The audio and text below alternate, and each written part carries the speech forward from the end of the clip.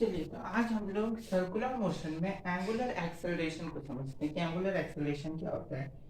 किसी भी circular path पे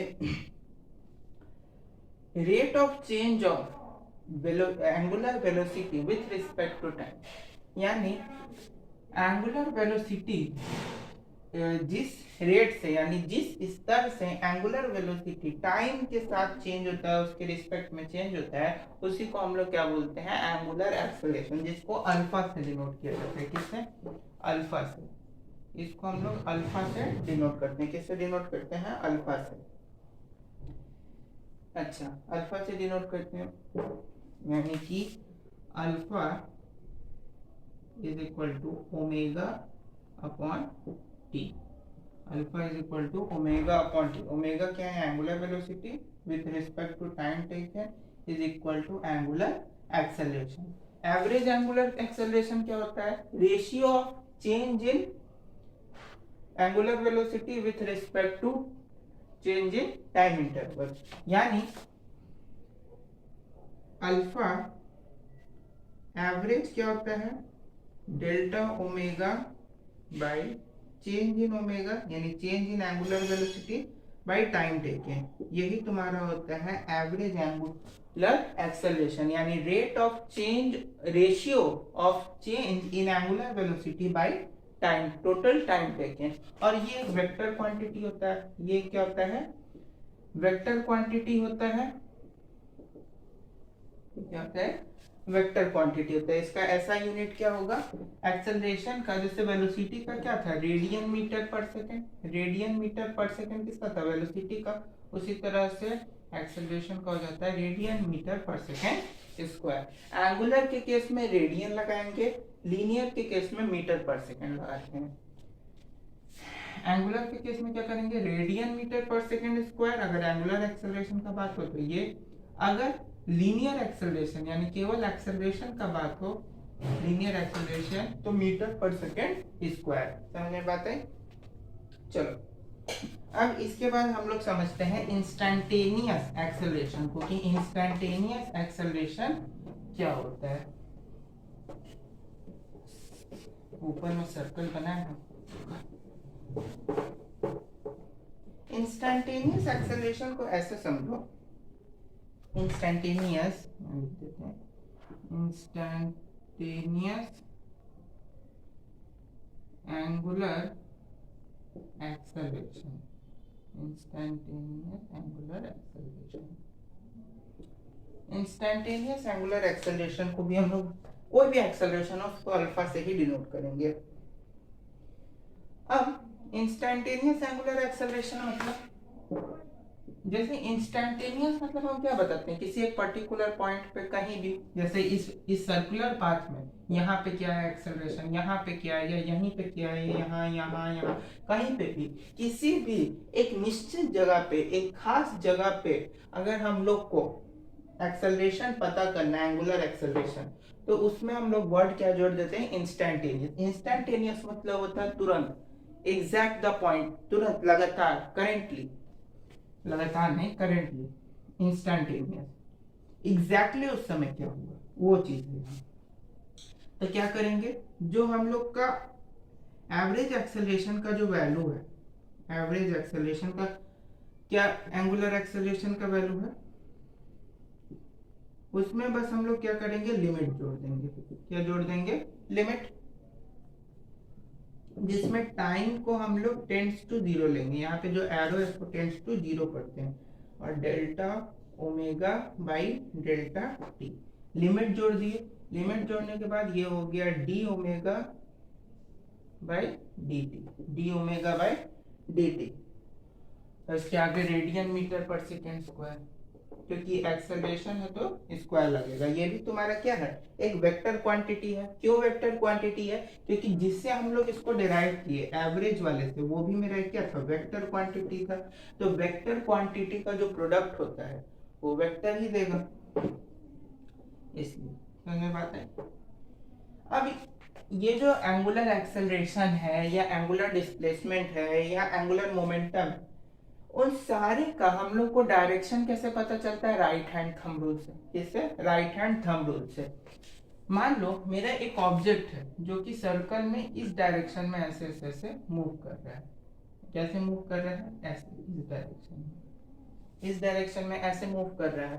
तो इस डायरेक्शन में अगर हम मूव कर रहा है, यानी इधर, इधर से इधर आ रहा है, इधर से इधर आ रहा है, ऐसे करके इधर आ रहा है, इधर से इधर, वहां था, वहां से यहाँ आ रहा है।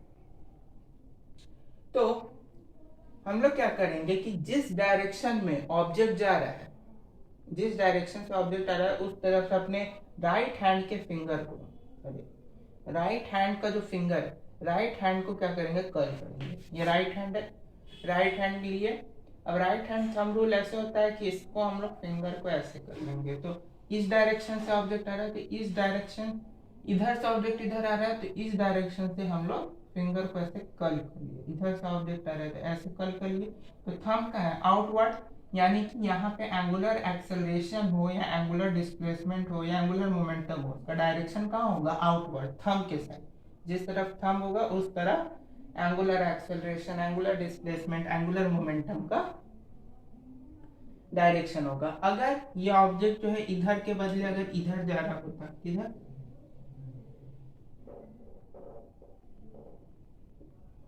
इधर जा रहा होता,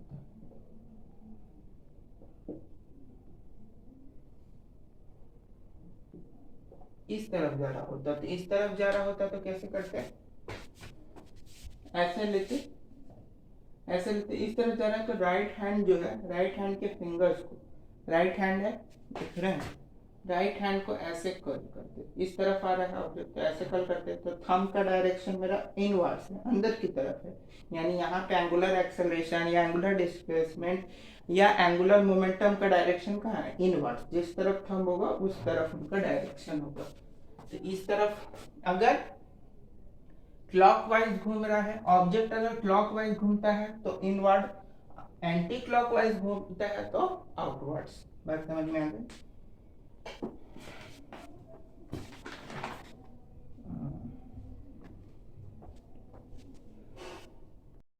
चलिए, तो अब हम लोग देख लेते हैं relation between angular and linear quantities, यानी एंगुलर और लीनियर क्वांटिटीज के बीच में क्या रिलेशन होता है। देखो यहाँ फिगर में, इस फिगर को पहले समझो। इस फिगर में तीन वेक्टर है, एक ओ ए वेक्टर, एक ए बी वेक्टर और एक ओ बी वेक्टर।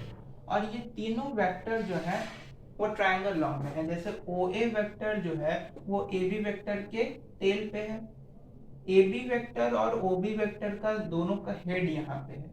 तो इसमें जो है triangle law of vector addition, यानी triangle law of vector addition तो यहाँ पे लग सकता है, उस चीज को हम लोग बाद में यूज करेंगे।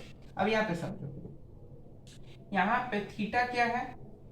डेल्टा थीटा, यानी change in angular displacement, angular displacement यानी आर वेक्टर से यहाँ तक आने में, आर वेक्टर ओ से ए तक का दूरी आर रेडियस होगा, तो रेडियस को आर वेक्टर से डिनोट कर दिए, वेक्टर के फॉर्म में लिख रहे हैं। और ए बी के डिस्टेंस जो है वो क्या होगा? चेंज इन रेडियस, यानी यहाँ से लेके यहाँ तक रेडियस में जो चेंज होगा, यानी रेडियस तो सेम रहेगा लेकिन डिस्टेंस में कुछ चेंज होगा, तो वो जो एंगुलर डिस्प्लेसमेंट होगा उसको हम लोग डेल्टा आर से डिनोट कर दिए, यानी कि ए से लेके बी तक की दूरी को डेल्टा आर लिख दिए। अब क्योंकि यहाँ पे ये वेक्टर ट्रायंगल लॉ है, तो O A vector plus A B vector जो है ओ बी वेक्टर के बराबर होगा, यानी R vector plus delta are vector जो है ओ बी वेक्टर होगा, जो कि यहाँ लिखा हुआ है। ए पे जो है वो t is equal to t1 time पे था, बी में वो t is equal to t2 time पे है।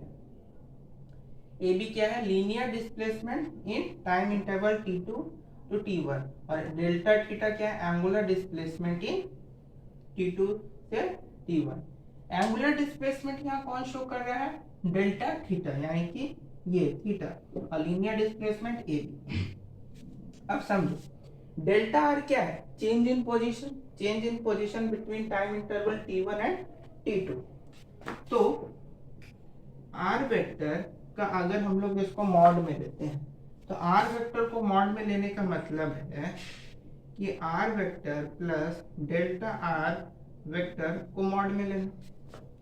और r vector plus delta are vector जो इसी के बराबर है, इसी के बराबर है ना, r vector is equal to r vector plus delta are vector के ही बराबर है, यानी इज इक्वल टू आर, जो कि रेडियस है ऑफ द सर्कुलर पाथ। ये जो सर्कुलर पाथ है इसका रेडियस है आर, उसी का हम लोग वेक्टर फॉर्म लिए हैं। तो यहाँ पे सिंपल समझने वाली बात ये है कि अभी जो बोले कि in triangle O A B या ए ओ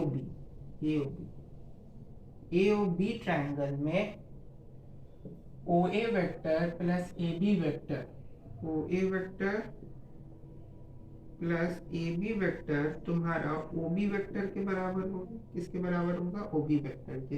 अब इन सब में इनका वैल्यू पुट कर दो, तो ओ ए का है are vector plus A B का वैल्यू क्या है? डेल्टा आर इज एक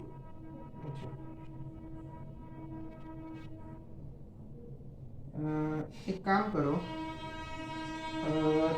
ए बी जो है इसको रहने दो, क्योंकि हम लोग को इस लीनियर डिस्प्लेसमेंट का ही ना हम लोग को एंगुलर फॉर्मेट निकालना है। तो ए बी वेक्टर तो मेरा लीनियर डिस्प्लेसमेंट है, तो उसको रहने दो। यहाँ क्या है? ओ ए प्लस में है, इसको माइनस ओ ए वेक्टर हो गया। अच्छा एक चीज बताओ, ओ ए मेरा क्या है? Are vector. ओ ए क्या है? आर वेक्टर और plus O B vector plus O B vector, ये हो गया। अब इसमें इनका वैल्यू डाल दो, तो A B vector is equal to minus O A vector यानी minus R vector plus O B vector क्या है? Are vector plus delta are vector, तो R vector plus delta are vector. तो आर वेक्टर और minus R vector ये दोनों तो cancel out हो गए, यानी कि यहाँ से ए बी हमको क्या आया? Delta are vector. A B क्या आया? Delta are vector. ये मेरा ए बी आ गया। अब ए बी अगर तुम्हारा डेल्टा आर है, क्यों?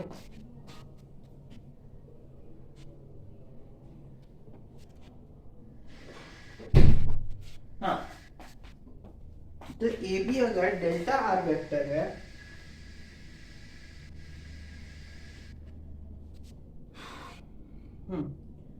इतना, इसको हम लोग इक्वेशन 1 मान लेते हैं, मतलब इसको एज्यूम करते हैं ये हम लोग के पास एक वैल्यू आया ए बी का वेक्टर के फॉर्म में, डेल्टा आर वेक्टर। अब ज्योमेट्री में हम लोग पढ़े थे कि कोई भी एंगल को निकालने के लिए आर्क बाय रेडियस करते हैं, theta is equal to l upon r. Circle में क्लास 10th में भी पढ़े होंगे, theta is equal to l upon r. तो थीटा यहाँ पे क्या है? डेल्टा में, तो delta theta is equal to l, यानी कि एल क्या है? आर्क। आर्क कौन सा है? A B arc by radius r. अब अगर हम लोग ऐसा एज्यूम करें कि ये जो थीटा है, ये जो डिस्प्लेसमेंट है, ये बहुत कम है, यानी ये जो डिस्प्लेसमेंट हुआ ओ ए से लेके ओ बी तक में, यानी ए बी जो डिस्प्लेसमेंट हुआ वो बहुत कम है। बहुत क्या है? कम है। तो अगर डिस्प्लेसमेंट बहुत कम होगा, डिस्प्लेसमेंट बहुत कम होगा, तो ये जो ए बी आर्क है, थोड़ा सोचो यहाँ पे कि अगर डिस्प्लेसमेंट कम होगा बहुत, तो ए बी आर्क जो है वो अप्रोक्सीमेटली यानी कि लगभग जो है वो ए बी के बराबर होगा। लगभग किसके बराबर होगा? ए बी के। और ए बी हमको डेल्टा आर वेक्टर आया है। ए बी क्या आया है? Delta are vector. इसका वैल्यू यहाँ पे हम लोग डाल देंगे। यहाँ पे कब डालेंगे इसका वैल्यू? इस फॉर्मूला में, if delta theta is very very small, अगर चेंज इन एंगुलर डिस्प्लेसमेंट अगर बहुत कम है, तो जो मेरा आर्क है, ये जो ए बी आर्क है, ये लगभग जो है ए बी जो ये डिस्प्लेस लेंथ है इसके बराबर होगा, इसके बराबर हो जाएगा। तो इसके अगर बराबर हो जाएगा तो ए बी का वैल्यू यहाँ से डाल देंगे इसमें, तो डेल्टा थीटा ए बी का वैल्यू क्या है? Delta are vector, delta are vector by r, और आर, तो delta are vector is equal to delta theta into r. यही तुम्हारा रिलेशन आ गया between angular and linear quantities. यहाँ पे एंगुलर क्वांटिटीज कौन कौन है? डेल्टा थीटा एंगुलर है, और आर और डेल्टा आर वेक्टर तुम्हारा क्या है, लीनियर। समझ में बात है? तो ये हो गया relation between angular and linear quantities. चलो अब वेक्टर फॉर्म में अगर इसको करना है तो वेक्टर फॉर्म में करने का सिंपल तरीका, डेल्टा आर तो वेक्टर फॉर्म में है ही है, डेल्टा आर जो है वो तो वेक्टर में है ही है। और यहाँ पे क्योंकि यहाँ पे ये क्या है, डॉट प्रोडक्ट में है, तो इसको क्रॉस प्रोडक्ट में ले लो, तो delta theta in cross r vector, delta theta vector cross r vector, ये तुम्हारा किस में आ गया, वेक्टर फॉर्म में। वेक्टर फॉर्म में क्या हो गया, delta are vector is equal to delta theta vector, यानी ये तुम्हारा जो लीनियर डिस्प्लेसमेंट है ए बी वेक्टर का वो एंगुलर में हो गया, डेल्टा थीटा जो कि एंगुलर डिस्प्लेसमेंट है इनटू रेडियस वेक्टर, सारा वेक्टर फॉर्म में आ गया। तो ये जो है सिंपल हो गया relation between linear and angular quantity, और ये हो गया relation between linear and angular quantities in vector form. बात समझ में आ गई? चलिए